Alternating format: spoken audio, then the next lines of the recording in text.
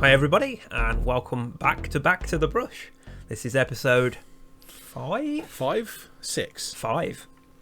February 6. of 2021. It's a year. It's a day. What are you on about? Hi. What are you on about? It's January. It's January. It's February. It's Catterday. It's always Catterday. Welcome to Back to the Brush. I am Edgar. And I'm Paul Allen.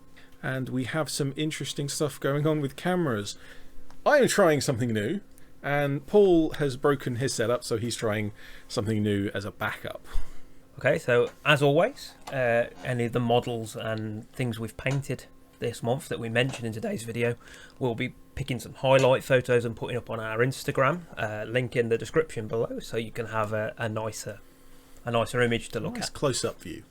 And this month, as another change in the norm, we are going to begin the episode with a mention from the Ordo Redactus, because it has been suggested that perchance if we start with the Ordo Redactus, we might get some more engagement. The Ordo Redactus is the segment where we allow our commenters and researchers to watch the podcast and pick out any times where we make mistakes or have incomplete information. And if you wish so she's a researcher now, is she? Foxy Mitz is our chief researcher for the Ordo Redactus, but anyone can post in the comments any improvement to the information we have, either by corrections or by filling in gaps. Foxy Mitz's report from last episode seemed to be quite thin. We are kind of getting better at the not telling lies thing. However, there were 2 points. One is just a matter of editing. She mentioned that when we were talking about your village, Novak, Novak and all the buildings, I probably edited out some bits, so it's not complete information, but it was kind of long and rambly even after editing, so it's just different ways of doing things. The other message was about, or the other point was about using baking powder as basing material or kind of diorama material. Over time, baking powder goes yellow, goes brown because of the moisture in it. If you seal it, that doesn't help. That doesn't necessarily help because it still has the moisture in it, and the moisture is acting as a catalyst.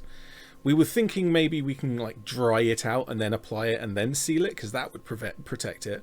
But if you're going to be using baking powder, seal it and then paint over the top of the sealant is probably the best answer.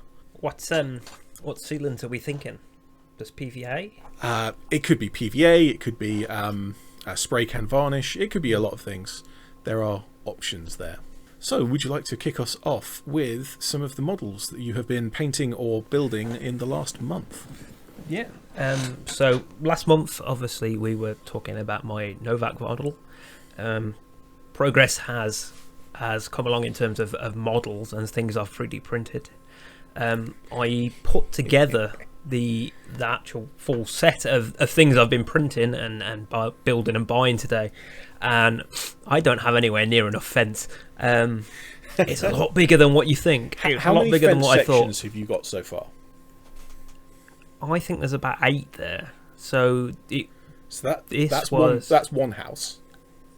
So I bought the design from a website as a 3D print file. So they give the one design away for free, and then there's like a pack of 6 or something you buy. Oh, for which variety. Is what I've used. Yeah. They're really nice because they print me out supports, so there's not a lot of clean-up work, which is nice. So today's the first time I've seen it in its entirety. It's pretty cool. It's far bigger than you had even imagined. Yeah, I mean, so the game's played on a 1.5 meter by 1.5 meter table. I think that's probably an Ordo Redactus for next month. So in terms of, is it in archaic? No, it's in meters. Oh, okay. Check I just can't remember. Yeah. So it will, in theory, it will fit on the table that I've got for the game. Okay, that's good. You're not gonna spill over. The building I did. The building I showed last month, I've since boarded up the windows. So this is the MDF kit. Yeah. So I've got 2 of these, obviously right and left versions. I've designed and 3D printed some new barriers because the kit came with like an acrylic clear acrylic. And these steps were made of the same thing. It was clear acrylic. Obviously on the steps it doesn't matter, I've just primed it and painted it. I want to be able to move the models and I want to be able to see the models, so I just made it like banisters cut down. Yeah, I mean, as far as I can see on the webcam view, that looks pretty good. Obviously, last month I had the table, the beds in place and the fridges. I've now got the little desk, so I had to design those myself with a safe, the wee TV. And I had a little epic little journey trying to find sinks. So the official Fallout bundles of 3D print files include toilets and cupboards and fridges and all the stuff you'd expect to find in these scenarios. But not sinks. But there's not a sink. There's an item that I thought was everything a sink, except for the kitchen sink. Yeah. It's a water fountain. So I went over to the there's a Facebook group. I think it's the official Facebook group actually, and I was asking people, and it took a long time to find some sinks. I find that surprising. I would have thought that doll's house, like bathroom sink, would be a relatively common thing. So looking over at Thingiverse, there was no scaled for 28mm sinks. So yeah, I went the route of doll's house, and there's quite a few under Barbie.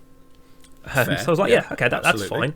But when you come to print it, it's all kind of messed up. So the slicers don't complain, but when the printer comes to print it, it's printing stuff in mid-air, it's like not putting supports, it just wouldn't have it. Yeah, I've had quite a few. That's kind of the problem with I'm not going to say problem. It's one of the negatives of having so many people having access to 3D modeling software and being able to upload it, is that there's no curation on a lot of this to say, is this part a coherent manifold part that will print well? Manifold, yeah. A missing surface means that it's now not a solid object. It's just a lot of surfaces that folded around like origami. Yeah. So in the end, one of the other members of the group, I can remember someone saying, "I love how this hobby's got to such a point that someone's on Facebook asking for a sink model," which I thought was very amusing. But one of the other members of the group was like, "You're making your little doll's house, and it's lovely." One of the other members of the group was like, "Oh, I did a Kickstarter for some post-apocalyptic models, not specifically for Fallout, but post-apocalyptic." Yeah. He says you could do like a late pledge, but basically he just siphoned off just the bathroom set for me, so I paid like £5, I think, for that. Oh, cool. Okay, that's not too bad for which was a solution for me. Another variety of things. I decided to add a little bit more variation. So this is now the new part that we didn't see last month. Yeah, so this wasn't. I decided to add in this room here, so I've put in a baby's crib. That's again from the official Fallout files. Adorable. And I've got a little pushchair. Is that the right word? Pushchair? Yeah, pushchair. Pram. That's going to go in there as well. So where you're thinking is that, given that Fallout is American, they would call it a stroller. I think that's what Americans call pushchair. Pram, pushchair. I guess pram is fairly universal, but stroller. Yeah, well, I'm sure everyone knows what we mean. So I've got the end there. So I'm imagining that when we use this in a scenario, it's going to be more. There's objectives hidden within the rooms, and then we're going to go out and search them out. So I wanted a little bit of variation, so they weren't all identical rooms. I said it'd be pretty boring. Some variety. Well, in the game, one of the rooms had a motorbike in it, so I'm going to see if I can just print up a motorbike and shove in one of the rooms. Putting a motorbike inside. Apparently, that is a thing. I've had a motorbike for many years. I've never brought it inside. I've never felt the need to bring it inside. I put it in the garage, but never inside my house. It would stink, wouldn't it? It would stink. I mean, it kind of does. It smells of petrol and oil and dirt. Yeah, exactly. Yeah. So I'll show off some of the stuff that I've done, and a lot of this stuff is actually from separate videos that are on my main channel, so I don't really need to speak about them at length, but I will just refer back. Start with these, which are the Frostgrave Knolls, and I tested out the psychology of batch painting is kind of where I was going with that. So I painted 10 of these as a batch, and then after that I painted one of them singly, as if I'd painted like 10 in a row, and that was just the last one of the 10. So what I intended to do was to compare if I was going to paint 10 models one at a time or 10 models as a batch, and see how I liked or disliked it. And let me tell you, I dislike batch painting. Yeah, I was going to say, from like painting like Space Marines, they're all the same model over and over. At least, some of the 3rd edition ones I've got. It gets pretty boring. I enjoy painting, and I enjoy, doing little bits of variation and things. And I think that's... Now, what I think... that would take a bit of the fun out of it. Yeah, what I want to try next time, and I'm not going to go out and buy a box of Space Marines just so that I can batch paint. Although, apparently, if you put Warhammer Space Marines in your video title, you get more views. But what I want to do at some point in a couple of months' time, when I kind of drift back to this subject, is do another batch paint, but do it sequentially. So I'm painting the same model, the same type of model, but I'm painting the entirety of one model, then I'm painting the entirety of the second model. So I'm doing, it's kind of like doing 10 models, 5 or 10 models speed paint in a row rather than doing a batch.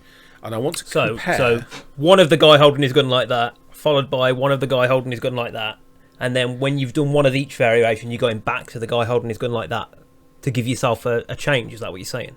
So I start on model 1 and then I finish model 1. Well, okay. So I'm just painting model 1 by itself, and then it's done. And I put it aside. It's done. Then I start painting model 2 and I paint the whole model, every step, all of the base coats, highlights, whatever I'm doing, whatever process, I get that done. Model 2 is now done and I put it aside. That's what I mean by sequential. So I think that would be more inefficient. I suppose it doesn't really matter, but I mean, I would imagine in terms of efficiencies, you're going to batch paint faster doing all of the models with it. Yeah, that's why most people batch paint. It is for speed. But for me, I like painting, and batch painting isn't fun. I don't like batch painting. So I would rather spend longer doing something that I enjoy. So even if it takes half again or even twice as long to paint them sequentially, I think I would rather do that. That would be more engaging, more enjoyable for me to do than it is worth the time savings of doing a batch. That's my theory. And and when I come back to the subject in a few months, that's what I want to test. Another model that I have a video on. This is a repainted toy. So this is from Molten Minis Challenge. I made a bit of terrain out of kind of scraps of 3D printed, like my 3D printer bin essentially, and I painted a model of one of the Fortnite one. Yeah. So one of the Fortnite ones we got. Yeah. Actually, yeah, it was the set that we got together. We got it for the buildings to make terrain out of. I haven't. It was even like a modular. Touched them. Yeah. I've barely touched them since then. I should, because some of the textures were quite nice. But I pulled the head and arms off, swapped them around for another one, and I painted that up. Essentially, the 4 models, the kind of sets of models that I have, are the 4 videos of this month. It's kind of dull. Kind of dull in a way. Next is my personal favourite for this month. And that is the Kings of War Armada ships. Yes. And I have painted these 2. I painted as part of my kind of tutorial and review. I did a double feature showing how to, firstly reviewing the game, and then secondly how to build and paint the models. But then I've also got the third one that I'm painting. This is the Orc Bloodrunner. Painted it with blue sails. I am also painting another one of the Bacillian ships, Gur Panther. That is halfway painted, so it doesn't count. So are you spending more time on these? Because you suggested in the video that you were going to spend a bit more time on the next ones. So the first 2, not really a speed paint, but it sort of turned into a speed paint. I didn't intend for it to be a speed paint, but because I wanted to get them done for the video, I kind of just painted through them fairly simply. The woodwork is base coat and wash, nothing else. I didn't even clean up. I didn't clean it up. Okay. The metalwork is just one metal color and then one highlight, just in like edge highlighting. The sails I put a bit more effort into on both of them, but overall it's pretty. I think the sails look amazing. The sails come out really nicely. I think that's the sculpt. Like the sculpt of this just lets you paint well. Go over that with even just a few sequential highlights, from a tan up to a white, and that looks good. If you look at this closely, it's horribly streaky and brush strokes and all of it, but from medium distance, kind of gaming distance, this looks so nice. It's very. Is this the first sailboats you've painted? Yes. I was going to say, I mean, obviously you, having been to your house several times, I mean, I know you've painted several, 40k style. I can't think of the name of the game. Battlefleet Gothic. I have more than 70 Battlefleet Gothic ships. Given how many ships most people used to get when they played Battlefleet Gothic back when it was actually sold, 70 is a massive amount. Like most people would be playing with between 5 and 15 ships. I was going to say, I imagine you wouldn't have that many. Yeah, because it's. But I have a massive orc fleet that accounts for. It's a skirmish game, is it? I assume. Sort of. The complexity of the rules means that it does still take as long as a game of 40k.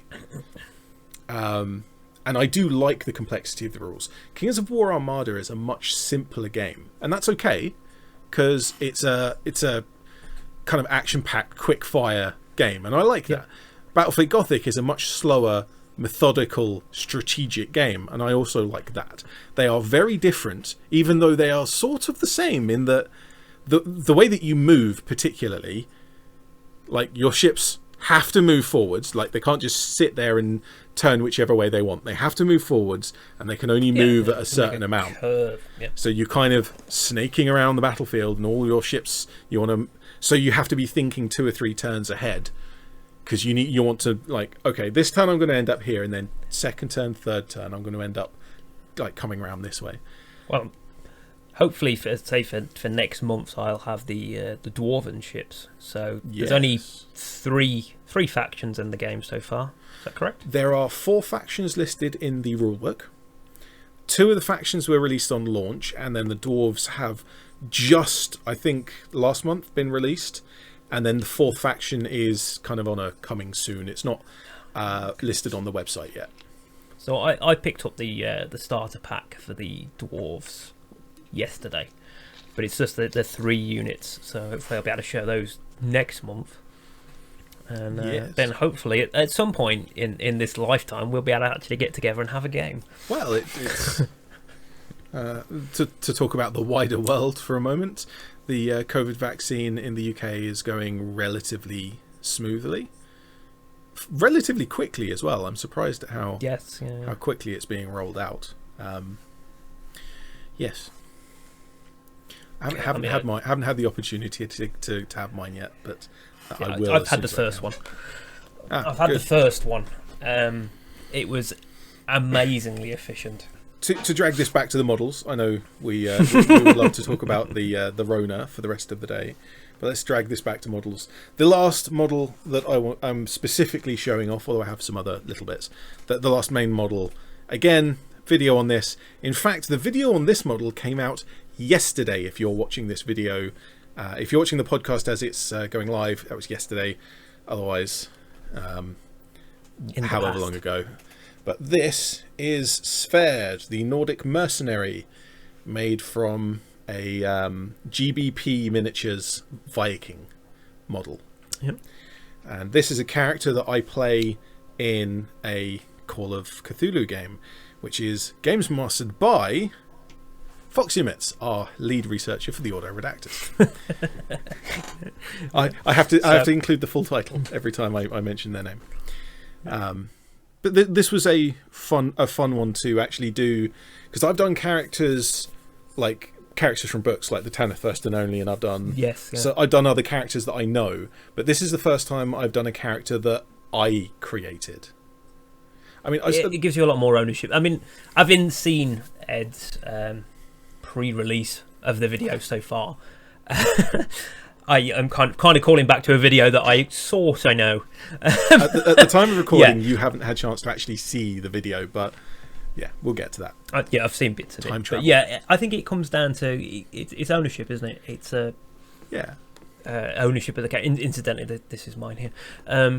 Why don't you show off? Of the character. Why don't you show off your one? So, in the game, I play a young maiden named Rhea, and she is a bowyer. So she makes archery bows. So I have my model. Unfortunately, she's not primed or painted.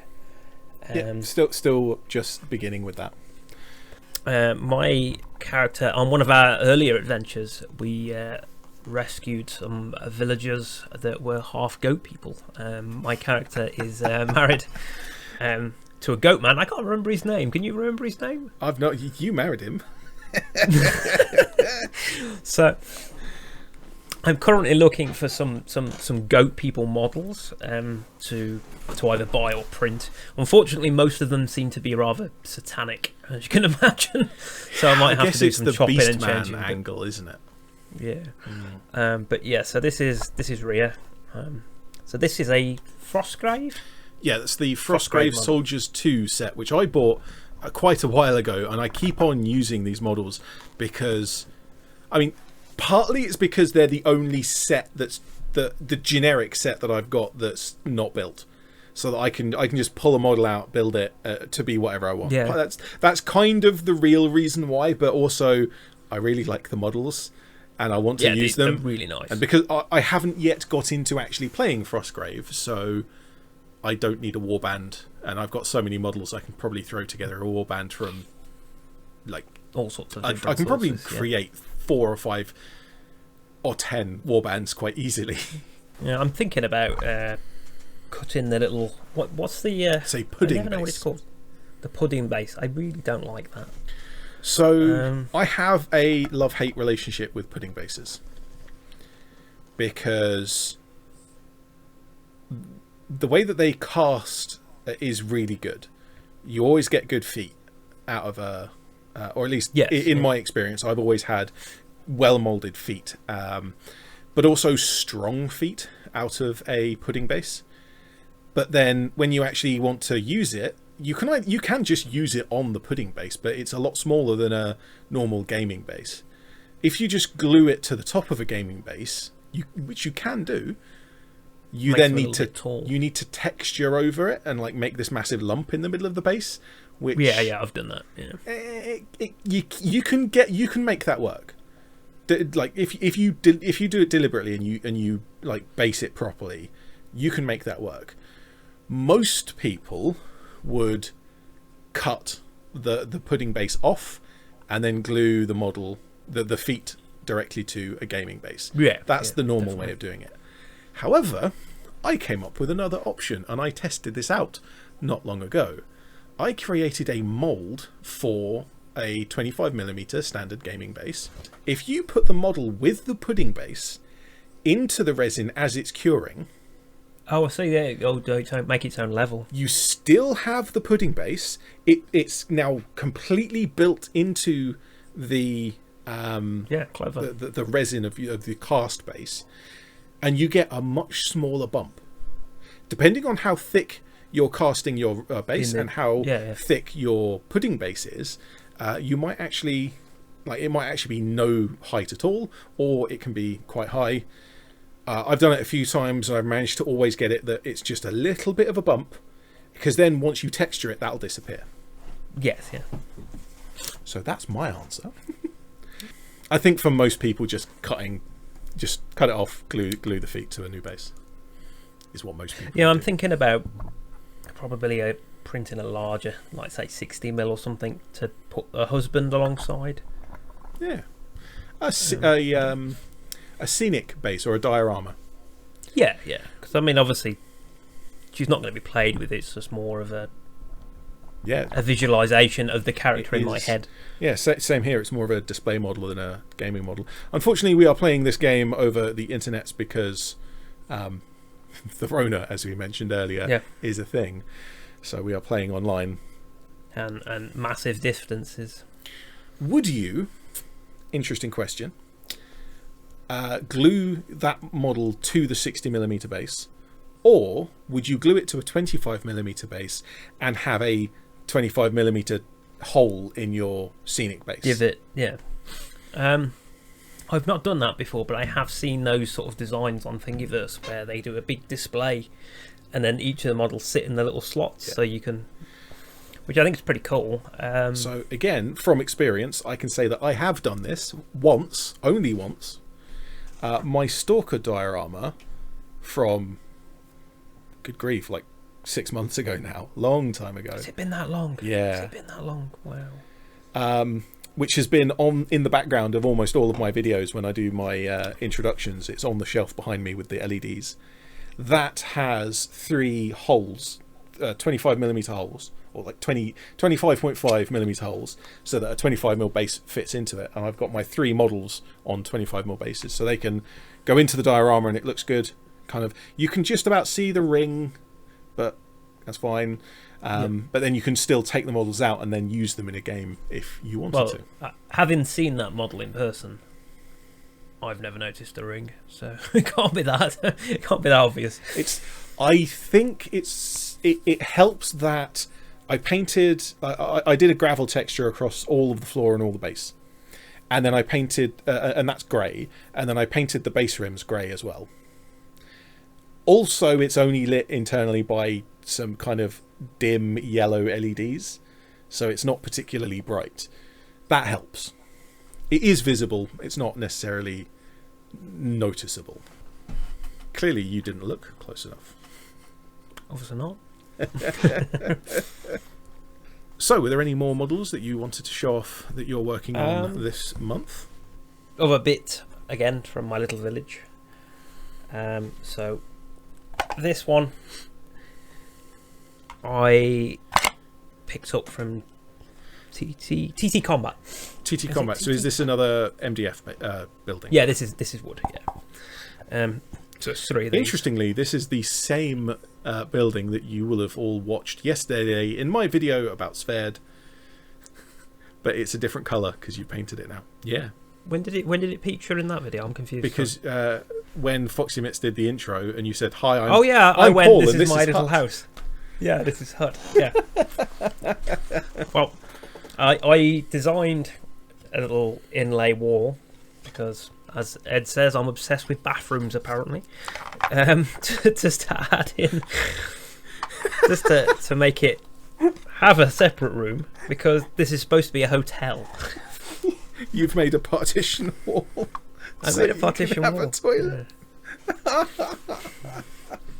I paid £5 for those sinks. We're going to print and use them. You're going to absolutely make use of it. What's amusing is when I designed this originally, I designed it as a complete square and then printed it. And I was like, why have I bothered printing those 2 walls? So when I printed the other 2, I didn't bother. And then I was like, oh, they don't match. So then I sat there and meticulously hacksawed off the 2 sides of the first one and filed it down so they match. Why didn't you just print a fourth and use the first one for something else? No, never. Incidentally, look, you can see black where I was holding it. So while Ed was doing a live stream last night, I was painting this while moderating. So I was holding it like that and painting. So it's got a little black corner piece. But yeah, so again, it's just to match with the rest of my Novak set. Oh, it still smells like burnt wood. Such a nice smell. I love it. My wife doesn't. My wife doesn't like it. She's like, all these little buildings smell like burnt bacon. He has spent the last month like sniffing these burned buildings. It's lovely. Nice bits of burnt wood.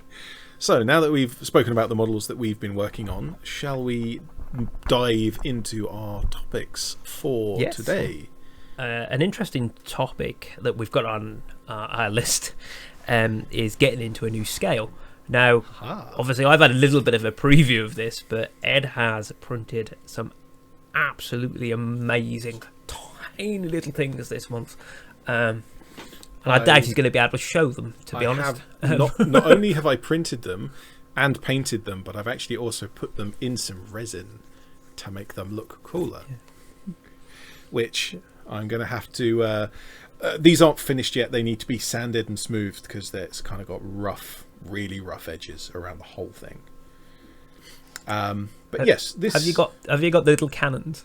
I don't have the cannons. To show up on the cannons I'm going to use for a harbour defence. So yeah, that makes sense. I'm going to build some island pieces. Shall we explain what we're talking about? Because we kind of just jumped into the middle of the conversation. I mentioned earlier that I have been making the Kings of War Armada ships, and they're cool, and I love them, and I really enjoy painting them.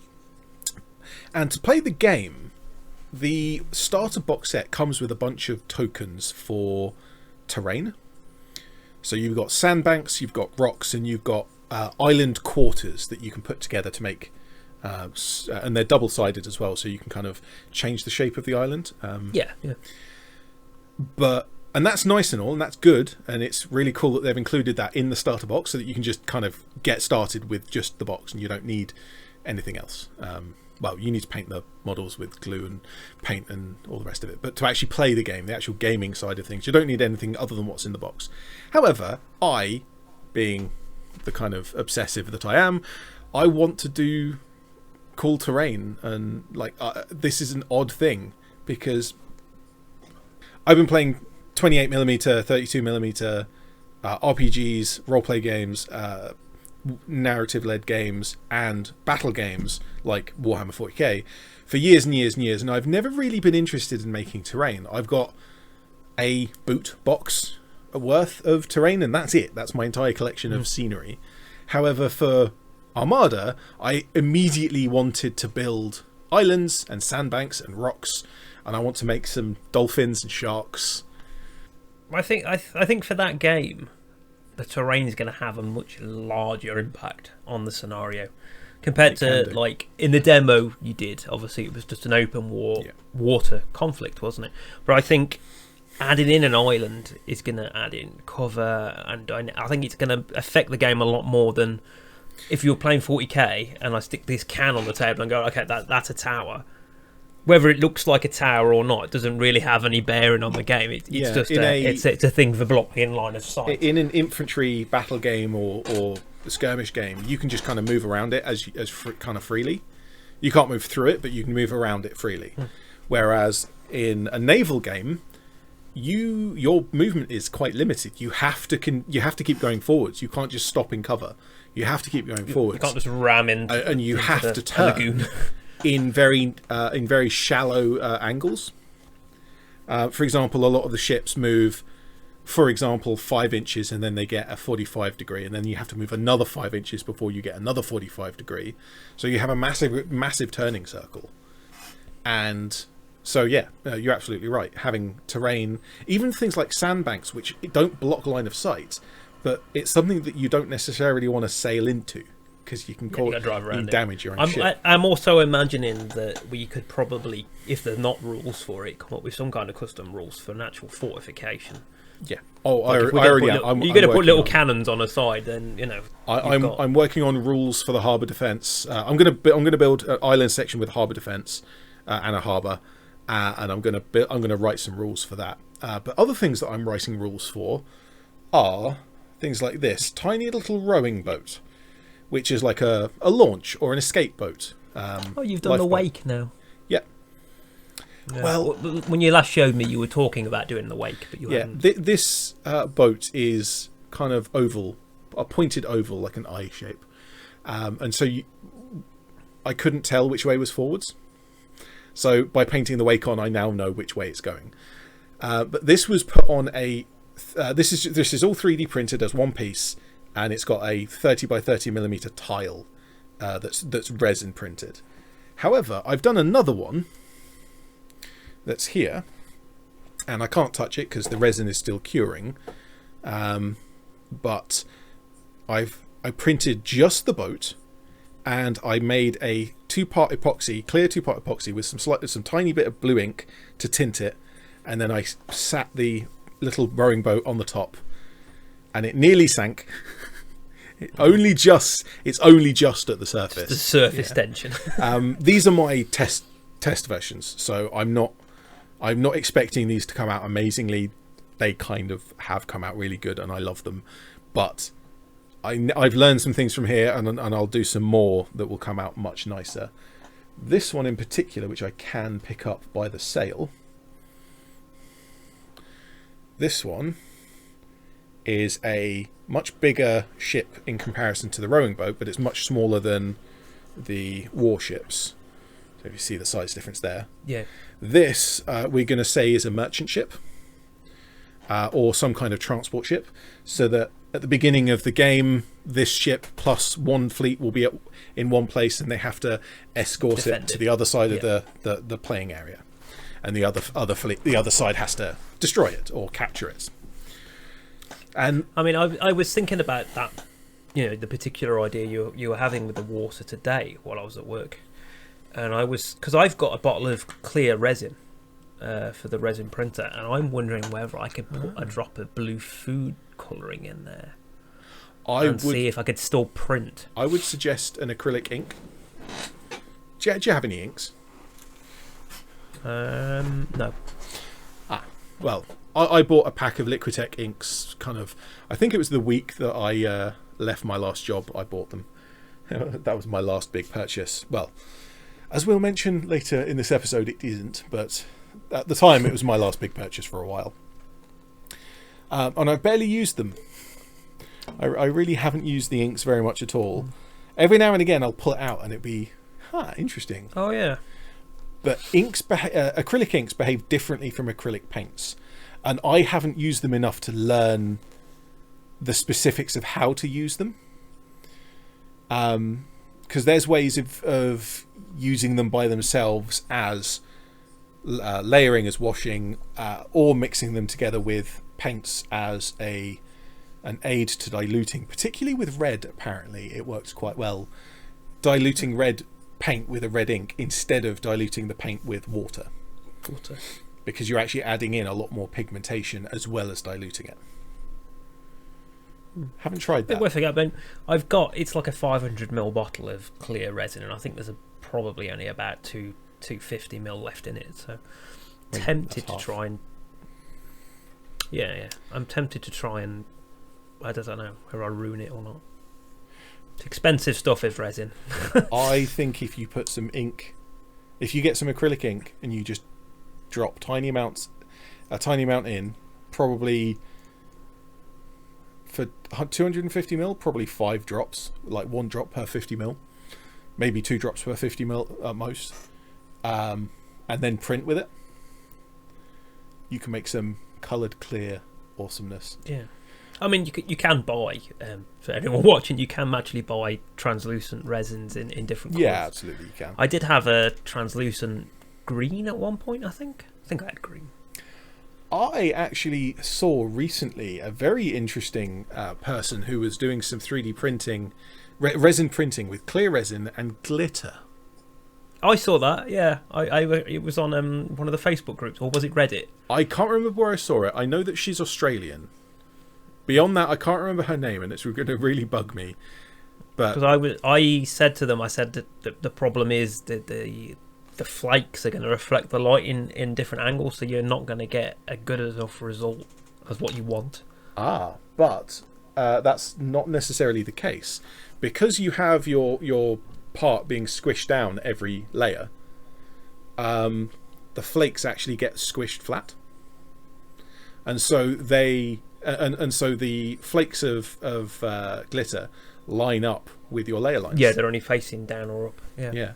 The video I watched, the person described it as like a pearlescent or a pearly kind of effect, because they're all at the same angle. Maybe it was a different person, because the one that I was talking to, they posted some videos and it had just like bits of stringing coming out of the model. Yeah, which we theorised was the light being reflected by the glitter. Okay, maybe. Yeah, there are various visual effects that can happen there. I mean, I don't think the part was unusable myself. It was cleanable, upable. Yeah. So back to the subject of getting into a new scale. The reason why we bring up kind of getting into a new scale as a topic is because I've noticed quite a few people, and I think I know either where this has started or why it's become popular. Quite a few people are talking about getting into 6mm, 10mm and 15mm scale, and particularly using 3D printing to print an entire army, which would be significantly smaller than an equivalent army in 32mm scale. Yeah. Even 15mm scale, that's half the height, but because of the square cube law, it's half the width root as well. It's a square root rather than half. Square root, I think. Yeah. I mean, significantly smaller. You're going to get more half models in your house, and I suppose it'd be quicker to paint them, but it's the detail but there. Then, I mean, yeah, I enjoy painting enough that, and I don't play gaming, and I don't play games enough to really care. I find it interesting, and particularly because I've got these boats that are in a different scale. I want to do like all of the scenery and terrain. But when you change scale, you then also need to make terrain in that scale. One thing that I have done back in ye olden times is we played some Warhammer 40k with all of the numbers in inches. All of the numbers we kept the same, but instead of measuring them in inches, we measured them in centimeters. yeah. So that's 2.5 times smaller. But we're using like normal 40k No, we were figures, using I assume. beads. Oh, okay. We were just using markers to say where the models were. But what that does is you get to play the same game with the same rules that you already know, but you get to play over a much larger area in the same space because you're at a smaller scale. So there's big advantages to doing this kind of thing, rather than playing a game that's designed for this scale, which then has completely different rules. And you have to learn the rules, and that can be a good game or a bad game. But if you're well into a particular game system, it can be easier to just scale it down. Yeah, I mean, with 40k they do. Is it Epic. Titanicus? Oh yeah, it's all the Titanicus is Imperial Knights. Yeah, I think they're 15 mil. I think because they did Epic as well, which was that 6. I think Epic was 6mm, and I think you're right that Titanicus is 15mm scale. 15 or 10. It's definitely not 6mm because it's different from Epic, and there are a lot of people that are kind of annoyed as to why it's another scale, but it is. Well, it's the only way that most people can have a Titan model, because a full-size Titan is that big. You would have to have somewhere to store it, and tell a kid need to buy it. Well, we've been watching a certain famous YouTube channel that are currently building a Titan. No. Midwinter Minis bought the £1,250 Titan. Oh, okay. Warlord Titan? Emperor Titan. Whichever the biggest one is. That bought the great big massive ship as well. From Squidmar. Squidmar bought the Thunderhawk gunship. That's it. Yeah. That one I've been watching. Yeah, I wish I could afford anything like that. It's huge. The problem with anything that big is storing it. Yeah, I have bookcases of models. I have 2 full bookcases of models. Well, that includes supplies and paints and all that, all the rest of it. But they build up space pretty quickly when they're 32mm. So if you're getting a model that's half a meter long, or if you're like Midwinter Minis getting a meter tall, I think that Titan is more than a meter tall when it's fully built. Huge. So as you're saying, there's an advantage there with Titanicus. you're talking Imperial Knight, loads of Imperial Knight models and Titans and stuff, it makes sense to make them smaller because, like you say, you can get more models in, and you can have a larger play area. At least in your head, you know. You're playing a larger battle in the same physical space because you're playing at a different scale. Yeah, that's definitely a useful thing. Particularly when games are insisting on using ancient, archaic units of measure like the inch, you can very easily convert it, like just use the same numbers but use centimeters, and you're running in. What I find fascinating is the fact that most games use the bases in millimeters now. Yeah. Well, here's the thing. It's a 32mm base. It's a 25mm base, but we're going to measure it in inches. Like the movement, it's very the odd. most common base size is the 25mm round base. Almost every game uses that. What is 25mm in Imperial? I wouldn't know. It's an inch. Oh, is it? Okay. 25.4mm is 1 inch. Okay, that makes more sense. So having a 25mm base, not only is it a convenient size for a model, but it's also an inch. So it works in metric and imperial. It's a nice kind of handover point. That explains it. 32mm bases that a Games Workshop are starting to use is just because scale creep. Yeah, they can't. I mean, they can't keep the models the same size. They keep making them bigger and bigger and bigger because they want to make them more impressive than the last, and they want to make them incompatible with the old ones, so you have to buy the new ones. Yeah, I was going to say most of the Fallout stuff is 32mm. There are some 25s, but they're 32 and 40 for the most part. Oddly, all of the Inquisitor models were on 40mm round bases, but then Inquisitor, the rulebook is all in centimeters, I'm pretty sure. No, that's not right. The Battlefield Gothic is in centimeters. Inquisitor is in inches. Just looking at this tiny little cat that I printed. So that was a 32mm scaled cat. I have one of those. Oh, actually, that's an interesting point. Last month I mentioned that I painted a cat, and it's the smallest model, or it's the shortest model that I had ever made. And I said that it's not the smallest because I have another thin model that's technically taller, but is actually smaller. Well, this is that model, and it's a fairy. And this is 15mm tall, and that's 3D printed. However, that is no longer my smallest model, because the model that I have just mentioned, the rowing boat, is now my smallest model. This is 10mm by 4, I think. It's tiny. It's absolutely tiny. Although actually this other one, the rowing boat that's in the resin, is smaller than this by a little bit. So actually that's the smallest model. But then do you count it as a model? Because the rowing boats, we're going to use them as objective markers. Still say it was a model. Yeah, I could argue it. You painted it. I painted it one colour. It doesn't have the minimum 3 colours. It's not tournament legal. Well, it's not an official model from the game. I don't. It is also not an official model for the game. We're lucky if we don't get a copyright strike for that. As far as I'm aware, they haven't made a rowing boat model yet. If Mantic Games does make a rowing boat model, I hope they send me one, because I would love to paint it. I'd just do an entire video of painting the smallest rowing boat of all time. Look at a little man with some oars.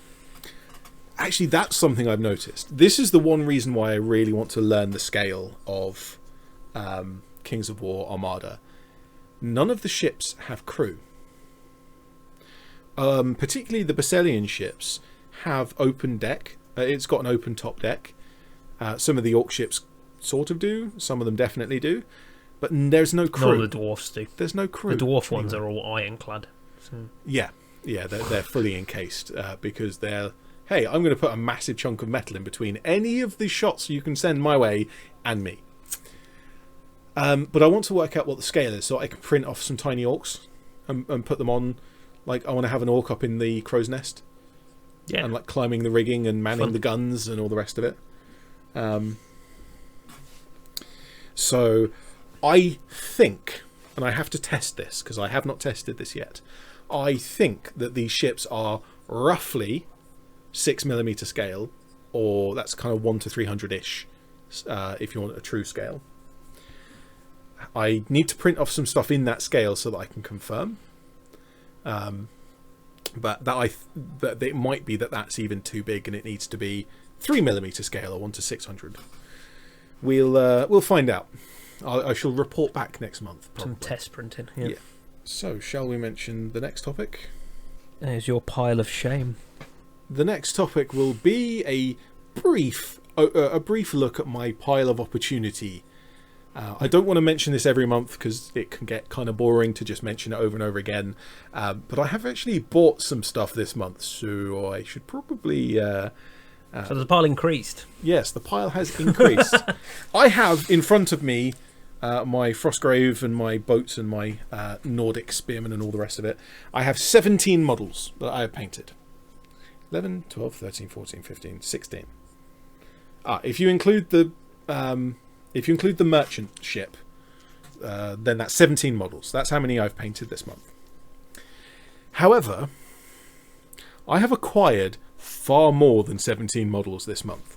So this month the pile has increased because the Armada, Kings of War Armada, came with 8 ships. 2 of those ships are going to my sister, and 2 of those ships are going to you, Ratman. So only 4 of them count as mine. And I've painted 3 of them already, so that's good. No, actually, I don't want those 2 anymore because I've bought my own set. Great, so you better paint them. Fine. I know. I'm counting that as 4. I also bought another board game that I will not mention yet because I'm still doing some recording and I want to make a show of it.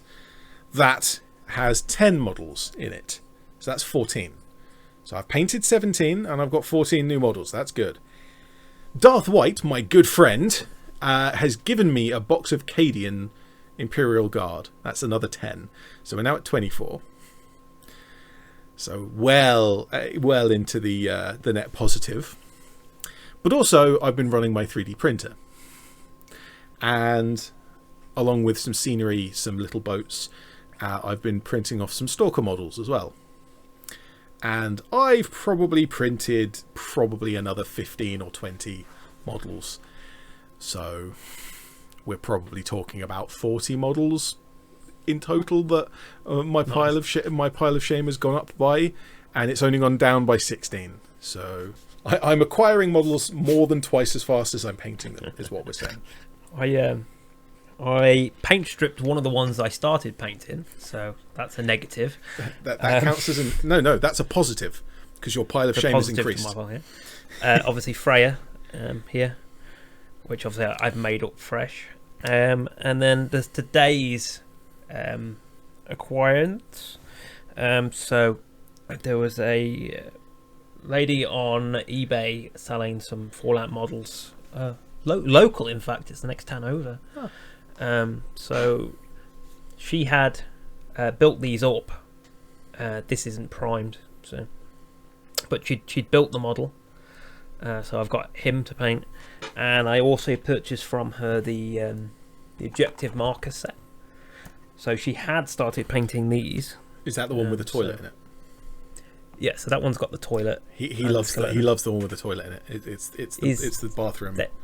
There's a dead skeleton there, and these heads in the back of the toilet, which is fun. Marvellous. Lovely. He's got a party hat on. Yeah, he's drunk. Yeah, and then there's just crates and stuff up the objective mark. Yeah, so fair. obviously I've got to paint strip these back, but I think that probably leads quite nicely into the topic we're going to talk about, was bad models, conversions, and painting failures. Yeah. So when you're making a model, and this is both in terms of actually the model building and the painting, but these can be separate factors. What do you consider a failure, and how would you deal with a failure? If I get a bee in a bonnet about something, for example, that there's the model there that I started painting and then I just got angry with it and stripped it back. Okay, so this particular model is one that I would class as being a failure. Oh, Freya's lefty. So this is Frank from the leader of the Enclave in terms of being the highest rated model in the game. So he is supposed to be half super mutant. So super mutants are like green. So I'd primed all the super mutants, including this guy in green. Fair. Get ahead on the base coats. But stupidly, this model is easily 80% the power armor, which I do black with a silver dry brush, and the rest is green. And it was proving to be an absolute nightmare getting the black in the little corners. And my original plan was to do the black, and then I was just going to chuck a black wash over the top to try and hide some of the, but I wasn't happy. So she got paint stripped. Yeah, I think that's one thing that's easier on the painting side of things. If you have a paint job that's really difficult, that's not playing along, you can't figure out how to fix it, stripping the paint off and starting your paint job again is fairly easy these days. Yes, yeah. The power spray, your Dettol, your was it the Bio Strip? Eco Strip, Bio Strip, and the Rhino goo that I use. Drop it in there, come back the next day, scrub it off, start again. Incidentally, don't do that with resin models. Ooh, okay, good warning there. So one of the Fallout models, I left it in overnight by mistake, and the entire base was like stodgy and sticky. Absolutely ruined. It wouldn't out? So I dried it out. It would not take a primer. It's got a slight concave in the bottom of the base now, but you can't tell from the top. But yeah, so this guy, I literally put it in the strip stuff for 10 minutes, and all but a tiny bit of the paint up here, which I think was where it attached to the super glue, where I glued the head on, all came off. Yeah, good. I have never paint stripped a model because I'm stuck on a paint job or I've had difficulties. I've always kind of forced my way through it. However, I have fairly recently got to a point where I'm stuck, and then I just kind of put it away and I'll think about it, and I came back to the model. And there's actually two models. One I've come back to, one I haven't come back to yet. Well, the first one is the Rec Age Stalker model that I painted in my seven models in 7 days video. Yes. So in the video, if you remember, I painted the Duster Cloak brown to begin with. And my painting style, I usually paint big areas of the clothes, the armor, the weapons, the skin, in anything that isn't brown. And then I get to a point where I'm like, I'm filling in the details. It's going to be brown. The boots are brown, belts are brown, weapon handles are brown, the inside of a shield, that's brown. Everything else ends up being brown. And this is kind of a bad habit of mine. But with this model in particular, I painted the duster coat. Really cool, great big duster coat, lovely model. I painted the duster coat brown first. That's one of the first things I painted. And it threw me off. And it took me a while to realise what I'd been doing for so long. And brown is in the middle of the colour wheel. So any opposite colours you mix together, you'll get some variant of brown. And so by painting around the colour wheel, painting whatever colours I'm doing for a particular model, and then filling in brown for the boots, the belts and whatever at the end, I'm kind of painting inwards in the colour wheel. I'm painting towards the middle. So by starting from the middle, I was then trying to paint in the opposite direction. I was trying to add colour to brown, and it really threw me. It threw me for a while. Now I have come back to that model and I have painted in the other colours and I've made it work. It's a little bit primary. Like his trousers are green. He's got a red scarf. I think it was a scarf that was red, or a bag. And it's all of the primary colours that I've used: red, yellow, green, blue, for different parts of the model. And it's kind of, I don't want to say garish, because I think I've pulled it off quite well, but it is very, this bit is blue, this bit is red, this bit is green. It's not coherent. Coherent, that's the word I was looking for. Yeah. It's not a coherent paint scheme because it's got this massive surface of brown in the middle of the model, which is the duster coat. So I would say that's the only time I've ever, or that's the closest I've come to failing with a paint job. And because it confused me, because it's kind of, like I said, like I've explained, the opposite way that I paint. I'm experiencing similar with this hotel. It's all brown. I mean, literally, the outside is dark brown and the insides are light brown. It's all brown. I mean, I'm making it match the game, and in the game, it's obviously all dull and brown. But I get the exact same. Yeah, it kind of, you think, well, I need to do something different.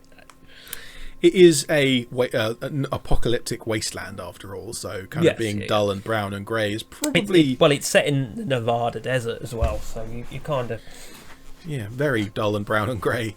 But yeah, there comes a point where you sort of have to add in your own colours, your own flair.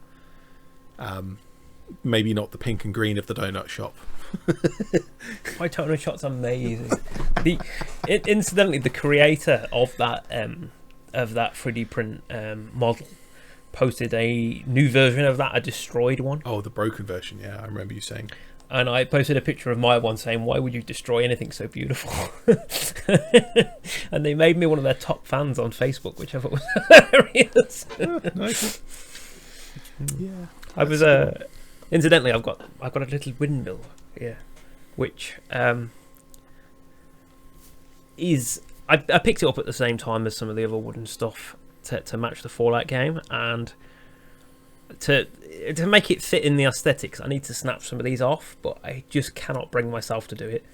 It looks really nice. It looks a bit too nice. Yeah, I mean, I've got sand on the bottom, and this is primed in what was it?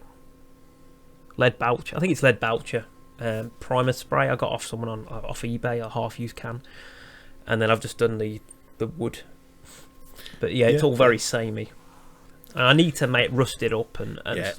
I just can't bring myself to snap some of these. It needs weathering. It needs some damage. Absolutely. Yeah, it's cool because that look amazing once it's done. That's another one of the MDF kits, isn't it? Yeah. I mean, literally, because it was like 4 parts. It was a very small one.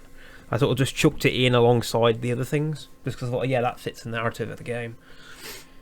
I can probably say, from my point of view, I've never really had a failed conversion, like a failed modelling side of things. Probably because I've been an orc player for most of the time. Almost all of the vehicles I've made are orc vehicles. Almost all of the kind of terrain and scenery is broken rubble anyway, so it doesn't matter if it doesn't fit. I would say that to kind of talk about the other hobby that we like, there are times when a Nerf integration, you want it to look just right and you can't quite get it there.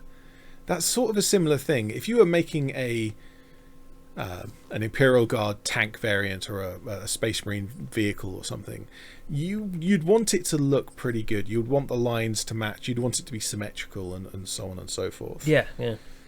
And so there comes a point where you've put in so much effort, you either have to accept it or give up. And in my head, there's this niggling kind of like, this isn't an official model. This isn't one of the proper designs, and it kind of like niggling in the back of my head that I have to sort of push to the back of my mind. It's like, I don't really care. I'm gonna make this how I'm gonna make this. On that subject, I actually have in my very small Imperial Guard force, although, as I mentioned, the extra models from Darth White, I have been increasing my Imperial Guard force. I have one Imperial Guard vehicle. It is a Lehman Russ with a triple heavy bolt gun in the turret. It's not an official variant. It's sort of similar to one of the patterns of Lehman Russ that has 2 autocannons. But this is now a triple heavy bolt gun. And that was a conversion that I made a decade ago, probably 2 decades ago now. How old am I? Old. It's a long time ago. But that's probably the only conversion I've ever done. I have to like the only neat and tidy conversion I've ever done. It was a very simple one because it was just 3 heavy bolt guns, glue them together and put them in the turret, and it fit. That was it. I didn't really do much in the way of building a traverse, building a tilt system, building an ammo feed or anything like that. I sort of just put the guns together and stuck it in. It looks fine. It looks like it works. Maybe I should revisit that. No. Yeah, I mean, I must admit, I'm looking forward to seeing what you do with that Orc Stomper. I have been working on the Orc Stomper. It's a big project, and I can't do it all at once. I have been working on it. So for anyone who doesn't know, I picked up locally. There was an Orc Stomper, and it's not quite complete, but it was ridiculously Complete cheap enough. So I picked it up and then forwarded it up to Ed. There's a few bits and I drove it up to you, didn't I? Yeah, because we did a video. Yeah. There's a few bits and bobs that was missing that we can just resin print straight out of the box. Yeah, I've got a massive bits box. I've got enough parts for orc vehicles and orcs that I can do all sorts of stuff. Yeah, like some of the mounted guns were missing, but I mean, there's so many designs that you could just pick up off Thingiverse. I was going to add more guns to it anyway. That's not difficult. Yeah. The first thing I've really had to do, the kit was already built or mostly built. So the first thing I've had to do is gap filling and mold lines, and I think that's probably why the previous the seller didn't finish this model. It's a massive kit, it's a big project, and it's got horrible joins. It's got horrible mold lines. I think I've got the mold lines sorted. I've gone over, I've done all the mold lines, I think. And I've started on gap filling. Was it Snipe and Webb that did a video on Midwinter Minis? Was it Midwinter talking about how ridiculously old design it is and stuff? I mean, I love. People say that this kit is old. Midwinter Minis said that it's an old kit. It didn't exist when I left 40k. If it had existed when I was playing, we literally established 2 minutes already. ago that you're ancient. Yeah, I mean, I am. I'm as old as Middle Earth. But yeah, I left 40k before that kit was released, and now that I'm back, Paul got it for me. So it's a 90s one anyway, isn't it? Is it 90s? No, it would have been 2010, 2012. No. Yeah. No way. Yeah. I mean, that's still 10, 11, 12 years ago. I wouldn't have thought it was that. No. Like the mold lines. Yeah. So I've done the mold lines, I think. Pretty sure I'm finished there. I'm doing gap filling. Some of the gaps are so big that I'm having to plate them. And I'm using paper, interestingly enough. Paper and superglue. I usually don't like superglue, but in this case I do. If you cut a piece of paper to cover the gap, put it in place, line it up, work out where the edges are, and then take it off, put the superglue in place on the plastic, and press the paper into it. So long as the superglue matches the edge of your paper just about right, when you paint it, that'll look like just an iron plate over the top. Yeah. Because you can dry brush over just normal printer paper. It's got just enough texture that you can dry brush it and make it look like metalwork. Yeah. And I suppose any of the super glue would just look like rust, I suppose, wouldn't it? Oh, absolutely, yeah. Particularly if you sprinkle baking powder into it, then it looks. You can just put a streak of super glue and sprinkle baking powder, and that looks like an oily, rusty streak. I'm definitely doing that kind of thing before I get to priming it. That's before priming. The steps are mold lines, gap filling, and weathering. I'm doing some physical weathering before I prime it. So this is one of the Fallout models. This is Nate, so the male protagonist from the game. As you could probably see, he has a white wrist. And that is because my cat decided he was going to eat the gun and then chewed it off at the wrist. look, I mean, there's no damage. It's super glued back on, but it just, yeah. So he's got a nice white wrist where the paint come off. Amazing, amazing. That's another thing. Like, from a different point of view, like, forget that the model was damaged. Like, the cat could get damaged. Like, it could injure the cat. I mean, you mentioned earlier about them chewing through wires. That's never happened here. But having them, some cats will chew through wires. Yeah, not every I mean, cat. we've got 6. They urinate up things occasionally that they shouldn't do, which is kind of dangerous. But touch wood, we haven't had a shock. Whereas me, I've had many shocks because, you know, dangerous. IT technician. So I took tell me, cleaner broke. Tell me, Mr. IT technician, why is it that you're on this different computer today? Because the computer that I'm currently using is my wife's, and her graphics card broke last week. So I stole one of the graphics cards out of my computer to put in hers. And so my your computer's computer not happy. It's not happy that all of a sudden it's not in SLI anymore. Oh, right. Okay. As always, we hope you enjoyed listening to our ranting. Yes. Thank you for coming along for the ramble. So to remind everyone, the photos of the models we've shown today will be on Instagram. The top 10 images of the month. Well, hopefully we get some nice photos of that resin water, because as I've seen photos of it. Obviously it does look amazing, and it's a bit awkward because you can't tilt the paper. As soon as I get some of this sanded up so that it actually looks like water. But these are only my test versions. These aren't my final versions. Yeah. So, but yeah, I highly recommend you checking those out when we get them on the Instagram, because it does look really cool. Really cool. So we'll have the top 10 on there. If there is anything that you wish to say about the episode, any mistakes that we've made, or any further information that you wish to add for the purposes of the Ordo Redactus, please leave that in the comment section below, and we might feature it next month.